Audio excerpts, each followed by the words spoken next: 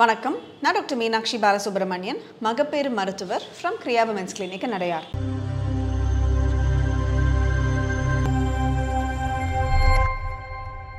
பிரெக்னன்சியில் டிஸ்சார்ஜ்னா அது நார்மலா இல்லை எது நம்மளுக்கு ஒரு டிஸ்சார்ஜ் இல்லை லேட்டர் பிரெக்னன்சியில் எது லீக்கிங்னு நம்ம எடுத்துக்கணும் அப்படிங்கிறத பற்றி இந்த வீடியோவில் நம்ம இப்போ பார்க்கலாம். ஸோ ஒரு பிரெக்னன்சினாலே நம்மளுக்கு அந்த ஒரு பிளட் சப்ளைலாம் ரொம்ப அதிகமாக வரதுக்கான சான்ஸ் இருக்கக்கூடிய ஒரு சிச்சுவேஷனாக இருக்கும். ஸோ ஒரு பிளட் சப்ளை ஜாஸ்தியாக ஆச்சுங்கும் பொழுது அந்த ஒரு சர்விக்ஸ் வெஜைனா அந்த ரீஜன்ஸ் எல்லாம் ரொம்ப மியூக்கஸ் மெம்பரேனாக இருக்கிறதுனால அந்த ஒரு செக்ரீஷன்ஸும் கூடுதலாக இருக்கிறது நார்மலான ஒரு விஷயம். ஸோ எல்லா டிஸ்சார்ஜுமே நம்ம பயப்படக்கூடிய ஒரு டிஸ்சார்ஜாக எடுத்துக்கணுங்கிற அவசியம் கிடையாது. ஸோ எந்த டிஸ்சார்ஜ் நார்மல் அப்படின்னா ஒரு எக் ஒயிட் மாதிரி இருக்கிற டிஸ்சார்ஜோ இல்லை ஒரு சளி மாதிரி ஒரு மியூகாய்டாக இருக்கிற டிஸ்சார்ஜோ ஒரு நார்மலான ஒரு டிஸ்சார்ஜ். பட் எந்த டிஸ்சார்ஜ்லாம் ஒரு இன்ஃபெக்ஷனாக இருக்கிறதுக்கான சான்ஸ் இருக்குது அப்படின்னா ஒரு தயிர் மாதிரி திரியாக ஒரு பன்னீர் அந்த கன்சிஸ்டன்சியில் இருக்குது, இல்லை ரொம்ப நொரையாக வருது, இல்லை ஒரு க்ரீன் கலர்லேயோ இல்லை ஒரு எல்லோ கலர்லேயோ ஒரு டிஸ்சார்ஜ் இருக்குது, இல்லை சம்டைம்ஸ் சில பேருக்கு ஒரு பிளட் ஸ்டெயின்டாக கூட டிஸ்சார்ஜ் வரலாம்.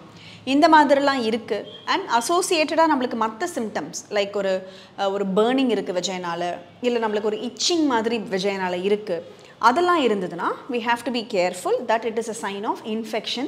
ஸோ இது நீங்கள் உங்கள் டாக்டர் போய் பார்க்கும்பொழுது அவங்க எக்ஸாமின் பண்ணிவிட்டு தேவையான மெடிக்கேஷன்ஸோ ஆன்டிபயோட்டிக்ஸோ எது நம்மளுக்கு சேஃபோ அதை கொடுப்பாங்க. இது மட்டும் இல்லாமல் ஒரு லேட்டர் ப்ரெக்னன்சியில் நிறைய பேருக்கு இது டிஸ்சார்ஜா இல்லைனா இது வாட்டரியாக இருக்கே டாக்டர், இது அந்த பனிக்கூட நீர் மாதிரி ஏதாவது ஆம்னியோட்டிக் ஃப்ளூயிட் லீக் ஆகுதா அப்படிங்கிற அந்த ஒரு டவுட் எப்பொழுதுமே இருக்கும். ஸோ அதை எப்படி டிஃப்ரென்ஷியேட் பண்ணணும் அப்படின்னா அந்த ஆம்னியோட்டிக் ஃப்ளூயிடுங்கிறது வில் பி மோர் லிக்விடாக இருக்கும், ஸ்டிக்கியாக இருக்காது. நம்மளுக்கு இது டிஸ்சார்ஜ் பார்த்திங்கன்னா நல்ல ஒரு திக்கான கன்சிஸ்டன்சி இல்லை ஒரு ஒயிட் வாட்டரி கன்சிஸ்டன்சியில் நல்ல வெரி ஸ்டிக்கியாகவே இருக்கும்.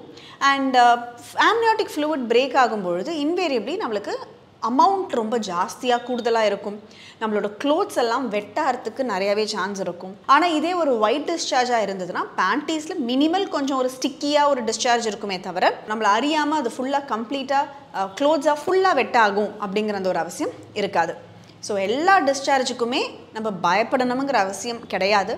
பட் ஏதோ ஒரு டவுட் இருக்குது, ஏன்னா நீங்கள் ஒரு லேட்டர் ப்ரெக்னன்சி 35-36 வாரத்துக்கு மேலே இருக்கீங்க ஒரு ப்ரெக்னன்சியில், அந்த மாதிரி நேரத்தில் ஏதோ ஒரு டிஸ்சார்ஜ் இருந்துகிட்டே இருக்கிற மாதிரி இருந்துச்சுன்னா டெஃபினட்டாக உங்கள் டாக்டர்கிட்ட அதை டிஸ்கஸ் பண்ணி அதை எக்ஸாமின் பண்ணிக்கிட்டிங்கன்னா அது என்ன மாதிரி டிஸ்சார்ஜ், அதுக்கு ட்ரீட்மெண்ட் தேவையா அப்படிங்கிறது உங்களுக்கு ஒரு சொல்யூஷன் கிடைச்சிரும். ஒரு ஏர்லி ப்ரெக்னன்சியில் வர டிஸ்சார்ஜ் பற்றி கவலைப்படணுங்கிற அவசியம் கிடையாது. ஸோ மோஸ்ட்டாக அது ஒரு சர்வைக்கல் பிளட் சப்ளைனால் வரக்கூடிய ஒரு டிஸ்சார்ஜாக தான் இருக்கும்.